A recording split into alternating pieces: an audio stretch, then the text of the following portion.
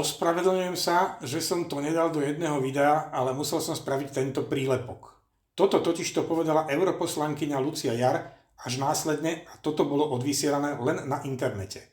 No ja mám pocit, že to nemôže ostať bez komentáru. V prvej časti pred jingle predelom je len osočovanie pani Jar a po predelovacom jingli hovorí, že ona vlastne nie je taká, ako sa nám ukázala byť v prvej časti tohto videa. Povedal by som, že bavte sa. Ale je to skôr na rozčúlenie či zaplakanie. Čo sa týka túto pána predsedu fašistickej strany, predseda fašistickej strany. Ale pán ja vám môžem predseda povedať fašistickej strany. A tuto pán predseda fašistickej strany. Dokáže PS rešpektovať iný názor a kritiku? Absolútne.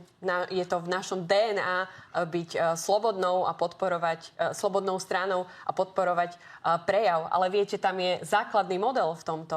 Kým ja nesiaham do práv a slobody iného človeka. Na rozdiel tuto od pána Uhrika, my máme tú slobodu úplne jasnú. Ak niekoho idem osočovať, ak niekomu idem nadávať, tak to už teda sloboda prejavu veľmi hraničí s tým, či neidem byť trestne stíhaná. Takže ak sa budeme k sebe správať s úctou všetci, tak možno to bude lepšia kultúra.